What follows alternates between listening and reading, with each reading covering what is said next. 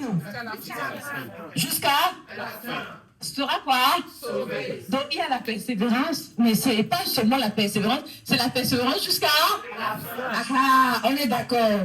Donc comme on disait, la semaine dernière on a parlé du cœur, d'accord? Enfin la semaine d'avant, et puis on a parlé de l'obéissance. Vous voyez, un cœur pur et une obéissance ponctuelle ne suffisent pas. J'ai écrit ici pour rentrer dans la promesse. Le royaume de Dieu ne cherche pas seulement des cœurs sincères, ni juste des actes d'obéissance, mais Dieu cherche des croyants qui vont persévérer jusqu'au bout. Pas seulement, on a vu ça ensemble, non? C'est pas seulement persévérer. Hein. Persévérer comment? Jusqu'à la fin, jusqu'au bout. Donc la persévérance, c'est le troisième test. C'est un test, en fait, que personne ne voit. Mais c'est celui que Dieu regarde constamment. C'est pour ça qu'il a dit, Jésus a dit, celui qui persévérera jusqu'à la fin sera sauvé. Donc la persévérance, c'est aussi un acte de foi authentique. C'est la preuve que ta foi, elle est authentique. Donc ce n'est pas ce que tu commences, en fait, qui compte, mais c'est ce que tu termines. Et c'est pour ça que la Bible va dire, hein, la fin d'une chose, vaut mieux que son commencement. Donc si tu commences bien et que tu termines pas bien, ça ne compte pas. L'idée, c'est de commencer et de terminer. Donc, je déclare établi que nous tous qui sommes ici, là, même ceux qui ne sont pas là, mais connectés à cet hôtel, nous allons persévérer, nous recevons la grâce de persévérer jusqu'au bout, au nom suprême de Jésus-Christ de Nazareth. Vous voyez, beaucoup de personnes ont un bon cœur, ils ont un cœur pur, mais ils s'essoufflent avec le temps. Mais ce n'est pas ici, hein, c'est ailleurs. Amen. Voilà. Parce que beaucoup obéissent aussi à Dieu jusqu'à ce que l'épreuve arrive. Jusqu'à ce que l'épreuve arrive, voilà. Et puis alors, ils vont obéir jusqu'à ce que l'épreuve dure plus que dans leur tête, ils avaient prévu, en fait. J'ai dit quoi? J'ai dit quoi? L'épreuve dure. Voilà. Mais c'est dans leur tête, en fait. C'est eux qui disent que ça a duré, en fait. Amen. Amen. Donc, beaucoup commencent bien, mais finissent affaiblis par la fatigue, vous voyez, l'attente, le silence de Dieu ou les combats prolongés. Mais ce n'est pas ici, hein, c'est ailleurs. Donc, c'est pour ça que Jésus a enseigné que la persévérance, en fait, elle est très, très importante. Et c'est celui qui aura persévéré jusqu'au bout qui sera sauvé. OK? Donc, les promesses arrivent à ceux qui tiennent, pas à ceux qui commencent. Dis ça à ton voisin. Non, mais dis ça. Pourquoi tu n'as pas dit, il n'a pas bien compris. Ceux qui commencent, on est d'accord, donc ceux qui tiennent, en fait, ce sont eux qui ont des promesses, en fait. Donc, si tu commences et que tu ne termines pas, est-ce que tu vas avoir la promesse? Est-ce que tu peux te plaindre chez Dieu, en fait? Parce que sa parole est claire, non? On est d'accord. Donc la persévérance, ce n'est pas une option. C'est-à-dire que tu ne choisis pas d'être persévérant dans le royaume. C'est un mandat, en fait. Ça fait partie de notre mandat. D'être petit, ça fait partie de mon mandat. Voilà. Et c'est une arme spirituelle. Vous voyez? C'est aussi le fruit du caractère. Vous voyez? Le caractère est tellement important. Parce qu'en fait, si on ne traite pas notre caractère, il y a des choses de Dieu qu'on ne va pas obtenir. Des fois, ce n'est pas facile le service avec Dieu. Je vous le dis tout le temps. Ce n'est pas facile, mais on doit apprendre. C'est la maturité. Je vous dis, plus on devient mature avec Dieu, plus on est calme.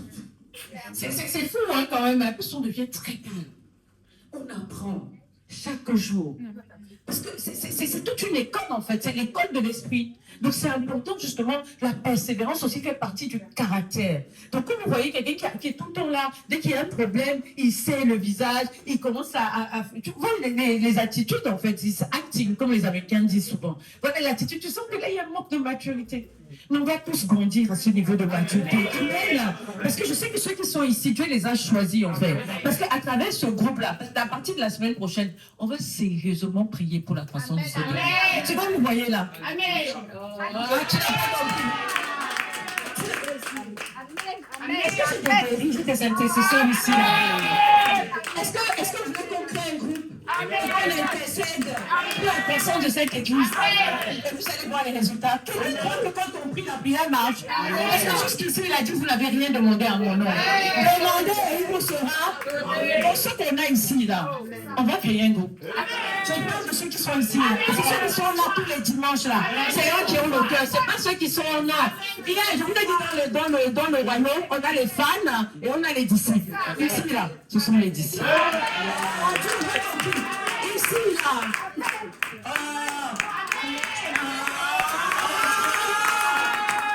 La semaine prochaine, préparez-vous. Si quelqu'un est prêt, on va y aller. Ah, cache ta ceinture, on va y aller.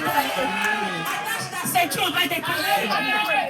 On va sérieusement. Parce qu'en fait, tout ce que vous voyez dans votre vie, je vous le dis tout de suite, c'est pas le fruit de hasard. C'est la prière. De manière que quand je vois ta façon de prier avec tout ce que tu as dans ta vie, je dis quoi? Sans Dieu, mais je ne peux pas m'appuyer sur ce que j'ai. Je m'appuie sur celui qui a tout. Et l'argent appartient à qui? Pourquoi je vais me regarder ce que... Non. La prière. Prière. Merci beaucoup. La croissance là. En tout cas, Dieu est avec nous. Et là, on va vraiment décoller, on va démarrer, on va rentrer vraiment dans... Parce que là, vraiment, notre Père a déjà tout fait. Il a appris, on a fait 21 jours. Là, maintenant, il est temps de décoller. Il est temps, assez, c'est assez. Donc, on a eu un groupe là qu'on a formé pendant quelques mois là. Donc, maintenant, il est temps d'aller conquérir les nations. Amen. Parce que ce n'est pas seulement ici. C'est les nations. Amen. Alléluia. Donc, comme je disais tout à l'heure, la persévérance, tu peux t'asseoir. La persévérance, c'est le fruit, en fait, du caractère. C'est-à-dire, quand tu deviens persévérant, c'est là où tu sais que tu as mûri, en fait. Tu vois, c'est la maturité, ok?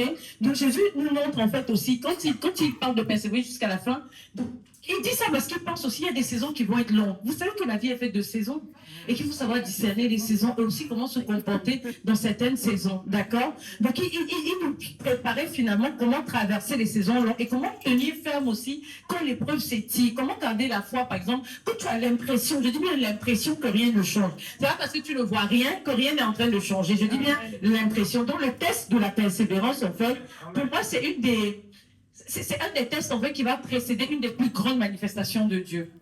Vous voyez? Donc il faut être très persévérant. Donc pourquoi on parle de persévérance? Parce que ce n'est pas un détail spirituel, c'est la base de tout. Pour moi, c'est le test le plus important dans la vie d'un croyant. La persévérance. Donc voici 4 raisons majeures. Tu es prêt pour ça?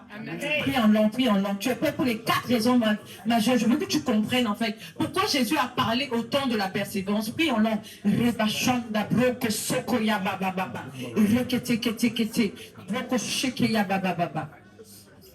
Voilà, numéro 1. Pourquoi la persévérance? Parce que souvent, et ça peut arriver, on ne le dit pas assez, mais ça peut arriver que l'épreuve dure souvent plus longtemps que prévu. Ça peut arriver. Regardez le cas d'Abraham. Vous voyez? Imaginez, il l'avait abandonné. Il n'y aurait pas eu de peuple d'Israël aujourd'hui. Vous vous rendez compte? On n'a pas parlé, c'est biblique en fait. Les promesses de Dieu ne s'accomplissent pas instantanément. Ce n'est pas en magie en fait. Vous comprenez pourquoi on a besoin de persévérance. Ce n'est pas parce que tu as prié pour ton enfant par exemple et que tu ne vois pas encore. Mais il y a peut-être des petits signes. Et comme on ne sait pas se réjouir des petits signes, on veut tout de suite le grand miracle. Alors que Dieu est en train de travailler par processus. Vous comprenez pourquoi on a besoin de persévérance? Abraham a attendu 25 ans. J'ai écrit c'est la pour Isaac. Joseph a attendu combien de temps? 13 ans entre le rêve et la manifestation. Toi, tu arrives, ça fait 2 mois, je n'ai rien vu. Ah non, moi, l'église, moi, je ne veux pas. Le pasteur n'est pas... Ouais, je n'ai rien vu. Voilà, ça, c'est un signe d'immaturité, par exemple. Mais je comprends, hein, il y a des gens, il faut... C'est tout un processus, on apprend. Voilà, c'est pas un jugement. David, par exemple, a entendu, je pense, entre 12 et 15 ans, entre le fait qu'il a été oint et jusqu'à ce qu'il accède au trône. Il était oint. C'est Dieu qui allait le chercher en plus. Hein? C'est Dieu qui allait le chercher. C'est Dieu même qui allait le chercher. Il était où? Il a attendu entre 12 et 15 ans. Donc voilà, Dieu prend du temps. C'est pas parce qu'il retarde. Tu sais pourquoi il fait ça? Parce qu'il te prépare. Il est dans le temps, c'est ça. C'est ça. Il te prépare. En fait, tout ce temps-là, tant que tu n'es pas prêt, il y a des choses qui vont encore prendre du temps. Ce n'est pas que Dieu est mauvais. Tu comprends ce que je veux dire là? C'est-à-dire que le temps entre ce que Dieu t'a dit et la manifestation, c'est souvent la préparation. Et ça dépend de toi. Ça dépend de ton caractère. Vous comprenez pourquoi c'est important, le caractère? Je dis souvent aux gens que moi, je voulais être riche très vite. Donc, je suis allée acheter tous les livres là qui parlaient de richesse. Et j'étais toujours déçue. J'étais, tu viens, on te dit que sois si, il faut que tu te comportes comme ça. Le mindset, c'est pas possible. Comment on fait pour gagner de l'argent? Ils sont allés te dire non, sois comme ci, fais comme ça. Mais je ne comprenais rien à l'époque. Parce que c'est le caractère d'abord. Et parce que tu auras développé certain caractère, naturellement, tu vas attirer un certain nombre de choses. Oh, vous n'êtes pas avec moi ce matin. Et c'est vous comprenez pourquoi même les gens qui... Parce que Dieu savait en fait. C'est pour ça que les trucs coach développement personnel prennent autant d'ampleur. Même parce que les gens savent que quelque part, c'est d'abord le caractère. Même si bon, chacun, ils font un peu comme ils veulent. Mais là, nous, c'est la base, la parole de Dieu. Il y a le caractère. Dieu va d'abord travailler ton caractère avant de te donner quelque chose. Et même ce que tu penses dans le secret, il y a des choses, Dieu va dire non, je ne suis pas d'accord. Il faut que tu travailles. Vraiment, hein. C'est ça qui va déterminer ton ascension. Et puis, il faut rendre compte que monter dépend aussi de ton caractère. C'est toi-même, en fait, qui va retarder. Et tu vois, n'accuse pas Dieu, en fait. C'est qu'il y a sûrement quelque chose que Dieu est en train de travailler. Après, on va dire, oui, vous êtes toujours en train de parler de valeurs, de caractère. Oui, mais c'est la base. Vous savez, même dans les trucs du monde, là, ils parlent tout le temps de Dieu. Les livres, là, on te dit que soit comme ça. Fais comme si, mais c'est pas possible. Moi, je cherchais les formules. Moi, j'étais convaincue que non, en lisant ces livres, j'allais trouver un truc A plus B. Parce que moi, je suis très carré, quoi. Donc, A plus B égale C. Donc, non, on te dit que non, il faut que tu sois généreux. Il faut que... Mais c'était les valeurs. En fait, tout part de là. Et à un moment donné, c'est-à-dire que ce que tu cherches te cherche aussi. Tiens, ce que tu cherches, mais seulement ce qui te cherche là ne cherche pas cette version de toi. Amen. Elle cherche la meilleure version de toi. Tu n'as pas compris. Oh, c'est-à-dire que quand tu vas grandir, ça va te trouver. Parce qu'il y a même des gens qui savent qu'ils ont été appelés chez toi, mais ils ne savent pas que c'est toi. Parce que tu n'as pas encore développé la structure ou le mécanisme, ou tu n'as pas encore la présentation ou la ligne qui va reconnaître qu'on est envoyé dans cette personne. Moi, c'est important de travailler le caractère. Amen. Parce que les gens ne savent pas. Tu sais, il y a des personnes qui vont te voir. En fait, tu es appelé, tu es la solution. Ils te haïnt, ils ne savent même pas pourquoi. Souvent, ceux qui te haïnt le plus là, tu es la solution à leur problème. Amen. C'est la vérité. Moi, je n'ai pas le temps de rentrer dans les témoignages. Combien de fois les gens te voient, ça dit ton bien lymphatique. À la fin, ils reviennent toujours. C'est pour ça que tu dois être excellent. Comme même tes ennemis, ils peuvent faire se passer.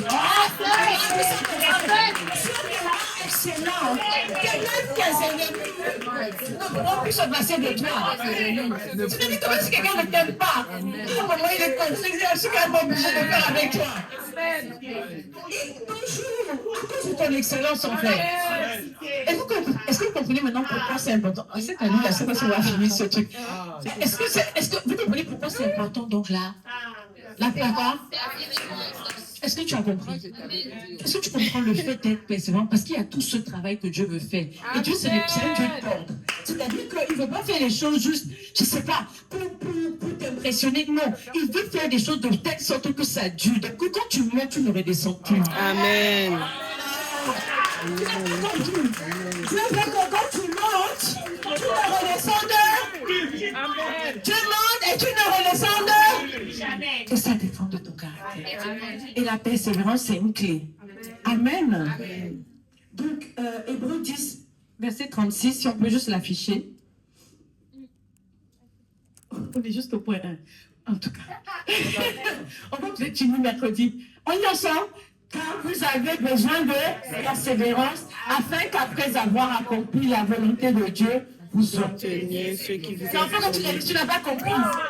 Vous obteniez ce qui vous est promis. Et oui, il y a besoin de quoi pour obtenir ce qui nous est promis.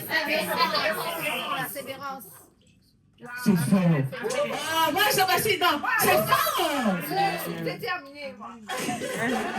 C'est fort. En fait, tout est écrit là. Est-ce que vous savez, quand vous avez besoin de persévérance, afin qu'après avoir accompli la volonté de Dieu, vous obteniez ce qui vous est promis. Tu t'imagines si tu t'arrêtes là? Tu ne tiens rien.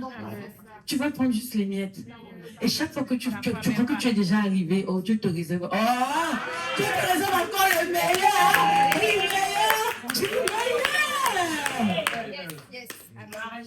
Amen. C'est pas Christine Jackson qui dit. Hein. Donc Dieu ne peut pas te donner la promesse avant la persévérance. J'ai dit quoi? Dieu ne peut pas te donner la promesse avant la persévérance. On est d'accord? On a du sens, hein? Parce que là, c'est la persévérance qui va te rendre capable de porter la promesse. J'ai dit quoi? La persévérance. La persévérance va te rendre capable de porter la promesse. Tu comprends pourquoi c'est important de travailler le caractère? Parce que sinon, tu dois être capable de porter la promesse parce que tu as travaillé ton caractère. Et la persévérance, c'est une compétence que tu dois développer. On appelle ça résilience. Oui, vous voulez persévérance, résilience, etc. C'est la même chose. Amen. Amen. Très important. Numéro 2. Amen. On était où? On était à pourquoi il faut persévérer. Dans le premier, on a dit quoi? Voilà, parce que l'épreuve peut parfois durer. C'est pas tout le temps automatique, mais ça peut parfois durer tout le temps. Numéro 2, parce que Dieu purifie la foi dans le temps. Donc ce n'est pas la foi instantanée qui va impressionner Dieu, c'est une foi qui dure. Constante, qui dure. Donc, prends un exemple. Si tu as quelqu'un qui est autour de toi et au moins de problème, il est toujours en train de partir. Toi, tu vas réagir comment? Ouais, tu vas dire c'est pas la peine, tu n'es pas fiable en fait. Voilà. Et donc Jacques 1, verset 3 à 4 dit que sachant que, si on peut mettre ça, Vanel, on n'aura pas le temps d'entrer dans tout ça, mais bon, c'est pas grave. Mais je vais sauter quelque chose et on va aller juste au point essentiel. Jacques 1, verset 3 à 4. Parce que ça, c'est important comme verset, je veux qu'on le lise. La Bible dit que, sachant que l'épreuve de votre foi produit la patience. Mais il faut que la patience accomplisse parfaitement son œuvre, afin que vous soyez parfaits et accomplis sans faillir en rien. Donc la persévérance, ce n'est pas une punition. Dis ça à ton voisin. Mais c'est un perfectionnement de ton caractère. Tu as compris. Et qu'est-ce que la persévérance va aussi produire avec le temps? La patience. La quoi? La patience. Pourquoi tu dis ça doucement comme ça? La patience. Donc c'est un perfectionnement et Dieu veut utiliser la durée. Pourquoi? Parce qu'il veut t'enlever toute forme de doute. Toute forme de contrôle. Des fois, on est trop dans le contrôle. Oh, tu vas travailler sur moi. Moi, là, j'ai tous les plans carrés dans ma tête. Là, je vais dire, ok, tes plans, là, tu vas voir, te mettre dans les situations. Tu vas laisser tes plans de côté et tu vas me suivre. Tu vas écouter le Saint-Esprit. Ah oui, non, mais moi, j'avais mon plan A, C, jusqu'à Z même. Et Dieu va te dire que même ton Z, là, il n'est pas dedans. Voilà la situation. Donc, tu fais comment? Tu dis, oh, Saint-Esprit. Saint-Esprit, tu vois. Saint-Esprit, là, c'est fort. Parce qu'il y a toujours des situations, tu vas te retrouver dans une situation, tu dis, là, non. Et tu te rends compte de l'intercession que tu n'as pas faite. Hier, je me dis, Seigneur, voilà l'intercession que je n'ai pas faite, en fait. Et tu as ta liste d'intercessions, et à chaque fois, tu as toujours une intercession que tu n'as pas faite. Mais c'est ça, c'est la patience, vous voyez. Donc, c'est pour enlever toute forme d'orgueil, de doute, de contrôle. Parce qu'on a l'impression qu'on contrôle tout. On ne contrôle rien du tout. Rien du tout. Tout est grâce. Amen. Et il fait ça souvent pour te permettre d'ancrer ta foi. Et pourquoi on a encore besoin de persévérance? Parce que la récompense vient après la persévérance. Hébreux 6, la Bible est très formelle. Dieu récompense ceux qui tiennent, pas ceux qui commencent vite. Parce qu'il y a des, je sais pas si vous avez souvent remarqué, même dans les églises, il y a des gens qui arrivent fort, mince. Quand tu arrives comme ça, moi, il me pousse d'avant, il dit, ah, puis souvent qu'on intercède, parce que non, mais c'est vrai.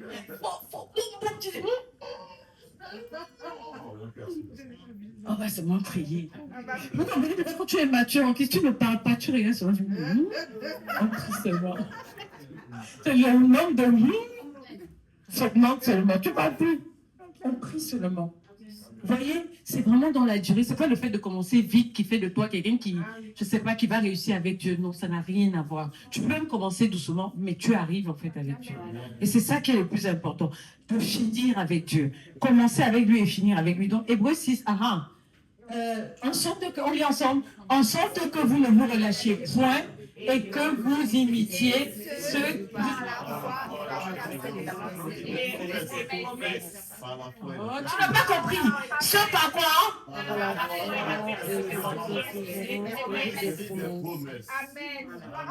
Vous voyez comment c'est une compétence? Tu vois comment si tu ne développes pas ça, tu vois tout ça. Donc tu peux prier, tu chantes Amen, Amen. Ça là, c'est la même pratique en fait à tes promesses. J'ai dit quoi? La même pratique à tes promesses. la foi et la persévérance. Amen. Gloire à Dieu.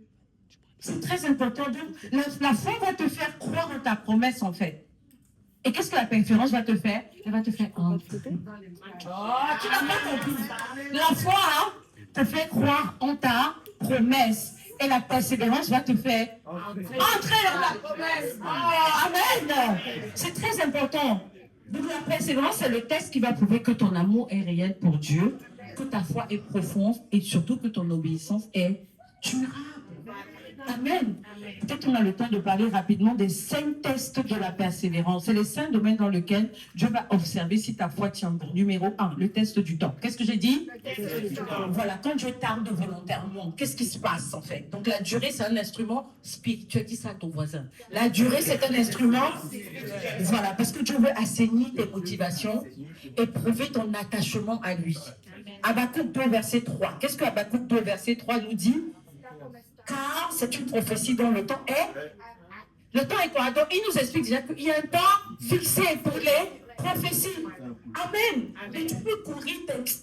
Il y a un temps fixé pour la prophétie. Voilà. Et elle fait quoi? Elle marche vers son terme. Donc c'est-à-dire que plus ce temps passe, plus elle est en train d'arriver à sa date de manifestation.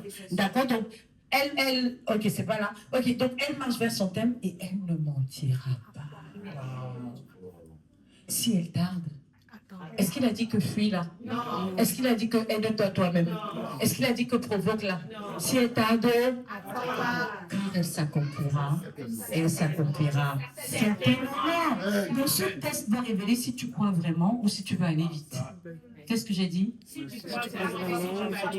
Donc le temps de Dieu. Ok? Donc la durée, c'est un temps. C'est un instrument spirituel. Et il y a le test du silence de Dieu. Quand Dieu parle mal, tu as l'impression que Dieu t'a oublié, tu dis Seigneur. Mais il y a des saisons, vous savez, où Dieu se tait. J'ai dit, mais tu as l'impression que tu n'entends plus bien ou que tu as rétrogradé. Mais Dieu fait exprès. Il y a des saisons où il se tait. Ce n'est pas qu'il t'a abandonné, mais il veut voir si tu vas continuer à marcher. Déjà, selon les dernières. Quand c'est comme ça, je vous donne un secret. Reviens aux dernières instructions qu'il t'a données. Regarde d'abord si tu as fait tout ce qu'il t'a demandé de faire aux dernières. Tu comprends? Ne va pas tout de suite te dire, oh Dieu m'a abandonné, Dieu ne me parle plus. Non, reviens. Psaume 13, verset 1 à 2 dit, jusqu'à quand, Éternel, m'oublieras-tu sans cesse? C'est-à-dire même David lui-même qui était loin. Il a mis de moi, il a dit que, hé, Seigneur, tu m'as oublié. C'est ce qu'il dit. Il dit, jusqu'à quand, Éternel, m'oublieras-tu sans cesse? Jusqu'à quand me cacheras-tu ta face? Jusqu'à quand aurais-je des soucis dans mon âme et chaque jour des chagrins dans mon cœur? Jusqu'à quand mon ennemi s'élèvera-t-il contre moi? Donc en fait, lui-même, il avait ces trucs, en fait, ces combats de l'âme. Mais il a su travailler là-dessus. Donc le silence, ce n'est pas un rejet, c'est juste un test de ta fidélité à Dieu. Vous voyez? Et ça peut arriver que ton âme soit, mais tu dois te fortifier par des cantiques, la parole de Dieu. Là, on a toute une liste de versets. J'espère que chacun prend des notes. Quand ça ne va pas et tout, tu prends ça, tu lis, tu te fortifies. Il dit fortifie-toi. Ce n'est pas un pasteur ou quelqu'un qui va te fortifier, toi-même qui dois te fortifier. Et tu dois te fortifier par la parole de Dieu. Tu dois apprendre à t'encourager. Amen. On peut passer rapidement. Le troisième test, c'est le test de l'opposition. Plus tu montes, plus tu es attaqué. Qu'est-ce que j'ai dit? Plus tu montes, plus tu es attaqué. Voilà. Et tu vois, et le premier, c'est que ça te donne, au lieu de mal le prendre, tu dois te dire que c'est ainsi que je suis en train d'avancer. Pourquoi? Parce que Satan ne veut pas attaquer ce qui stagne. Satan n'attaque pas le statu quo. Il attaque ce qui monte. Voilà. Donc 1 Pierre 5, verset 8 à 9. Soyez sobres, obéissez votre adversaire, le diable rôde comme un lion rugissant, cherchant qui dévorera. Il ne dévorera personne d'entre nous, ici, nos familles, au nom de Jésus. Amen. Et la Bible dit que résistez-lui avec une foi ferme, sachant que les mêmes souffrances sont imposées à vos frères dans le monde. Donc ça veut dire que des fois tu es là, tu penses que c'est toi seul qui vis ça. Mais quand il te raconte son histoire, tu dis, ah, je ne suis pas seul en fait. Vous voyez? Donc c'est très très important. Donc ce test va révéler si ton combat en fait, renforce ta foi, en fait. Donc, tu dois vraiment renforcer ta foi par rapport à ça. Donc, le test de l'opposition, il faut juste te dire que c'est un principe. Plus tu montes, plus tu as des attaques. Le Seigneur me disait qu'il faut qu'on arrête de penser que vraiment la vie des croyants, c'est juste, je ne sais pas, la rose, etc. Ça ne veut pas dire qu'il y a des très bonnes choses, mais c'est pour ça qu'on a besoin du caractère pour pouvoir être des combattants. Des combattants. Il faut qu'on soit combattu. On ne peut pas. Dès qu'il y a un bon truc, on est là, on ne veut plus t'abandonner. On t'appelle maintenant, ton téléphone fait pam, pam, pam. Ah non, c'est pas ici, c'est ailleurs. On doit être concentré. C'est-à-dire, même s'il y a un truc qui ne va pas, tu te remets tout de suite en place en disant que non, là, je reprends mes forces en fait. Amen. Et puis, il y a le test de la fatigue intérieure. Qu'est-ce que j'ai dit? Quand tu veux baisser les bras, ça, c'est le découragement. J'ai trop lutté avec ça. Moi, personnellement, hein, moins de trucs, j'étais découragée. Non. C'est-à-dire, mais la persévérance ne va pas, comment dirais-je, ça existe, ça exige une décision. En fait, c'est une décision qui est spirituelle, mais qui est constante. C'est ce que Valène disait au fond. La constance, c'est exactement ça. C'est-à-dire que ce n'est pas... En fait, si tu te dis que tu vas prendre cette persévérance de ta force humaine, tu dois regarder à Christ. Si tu vis, c'est Christ qui vit en toi. Okay? Mais, au-delà de ça, et j'ai aimé ce que Natacha aussi a dit tout à l'heure, la détermination. C'est-à-dire que ça doit être une détermination, un choix volontaire de dire qu'aujourd'hui, je suis constant. Je vous en supplie. Si vous devez retenir juste une seule chose, soyez constant avec le Seigneur. Même si tu es dirigeant dans une entreprise, tu as quelqu'un qui est là aujourd'hui, demain il n'est pas là. Oh, dès qu'il n'est pas bien, il dit que moi je ne viens pas à l'église. Oh, parce que je suis allé à telle fête. Oh, je suis trop fatigué. Quand tu penses que Dieu peut te donner quelle responsabilité? Et tu es là, tu pries, tu dis tu ne vois rien. Dieu va te donner quelle responsabilité? De toi à moi. Toi, tu as un collaborateur comme ça, tu fais comment? Aucune promotion. Ah, voilà. Aucune. Voilà. Mais aucune promotion. Pas de diplôme, voilà, pas de diplôme. Vous voyez? Donc vraiment, c'est-à-dire engageons-nous, on va prier tout à l'heure. C'est-à-dire être constant avec le Seigneur. C'est la base en fait qui va faire que Dieu maintenant, tu vas m'entendre, Dieu te dit je suis content.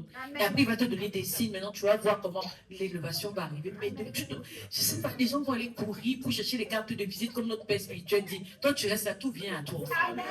Je vous dis, vraiment, je ne peux pas parler de quelque chose que je n'ai pas expérimenté. Ça, c'est, j'ai fait ce beau Seigneur. Si je n'expérimente pas et que je ferme ma bouche, je ne dis rien. Mais je vous dis, tu es tranquille. L'âme se veut auprès de sa mère. Voilà. Donc, Galates 6, verset 9 dit, ne nous lassons pas de faire le bien. Ne nous lassons pas de faire quand nous moissonnerons autant. Est-ce qu'il a dit que tu vas moissonner tout de suite? Autant que vous si tu ne te relâches pas, si tu ne te relâches pas, si tu ne te relâches pas, amen. Si tu ne te relâches pas, donc ça veut dire que tu peux semer et ne pas moissonner parce que tu t'es relâché. Tu as compris? Est-ce que oui, tu es là? Tu sèmes. Mais parce que tu t'es relâché, tu n'as pas pu moissonner. C'est dommage quand même. Tu as commencé, on doit sauf que terminer. On a commencé, on va aller jusqu'au bout. On n'a plus le choix. Celui qui met la main à la charrue, le petit du royaume des cieux. On va sauf que continuer. Amen. Voilà, donc tu regardes si tu continues.